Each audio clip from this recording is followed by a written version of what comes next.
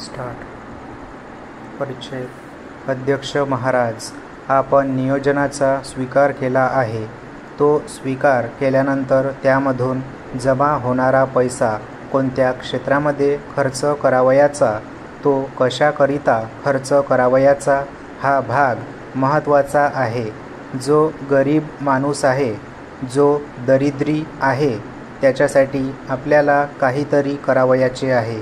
सुशिक्षित बेकारांचा सुद्धा आपल्याला विचार करावयाचा आहे.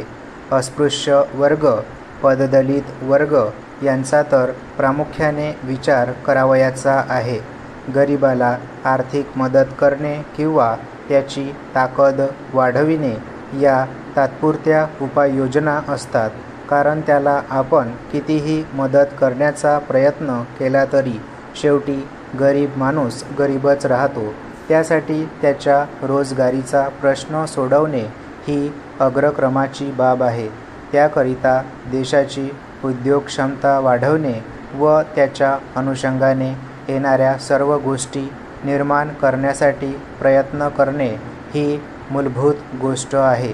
ती गोष्ट आपण करीत आहोत की नाही हे आपण या अंदाजपत्रकातील आकड्यांवरून शोधण्याचा प्रयत्न केला तर आपणास निश्चितपणे असे दिसून येईल की त्यासाठी आपण अत्यंत प्रभावी मार्गाचा अवलंब केलेला आहे.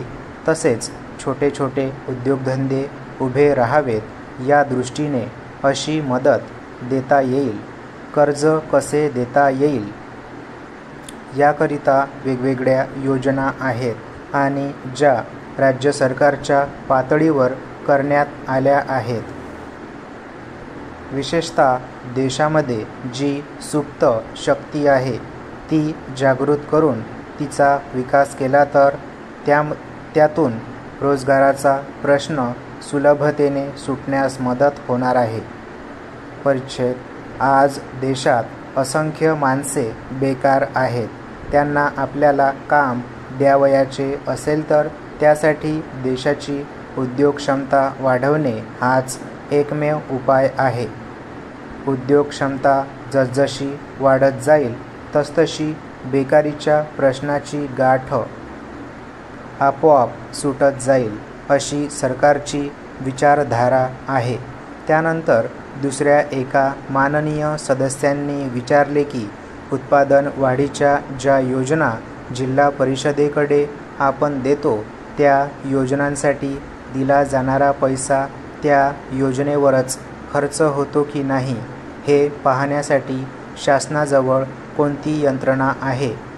मला त्यांना सांगावयाचे आहे की विकास कार्यासाठी प्रत्येक खात्याला किती पैसा दिला, खात्याने किती पैसा खर्च केला, योग्य कामासाठी तो खर्च झाला की नाही, त्यातून निष्पन्न काय झाले या सर्व गोष्टींची तपासणी करण्यासाठी मंत्रालयामध्ये एक उपसमिती निर्माण करण्यात आली असून मी त्या उपसमितीचा अध्यक्ष आहे.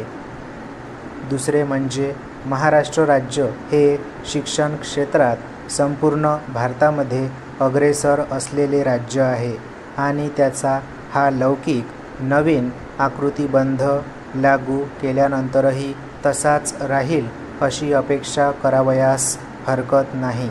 नवीन शैक्षणिक आकृतिबंध लागू झाल्यावर राज्यातील शिक्षण संस्था किंवा विद्यापीठे ही केवळ पदवीधर तयार करणारे कारखाने न राहता व्यवसायाभिमुख शिक्षण देणाऱ्या संस्था बनतील अशी अपेक्षा आहे. याची पाहणी करणे आज अगत्याचे झाले आहे. स्टॉप.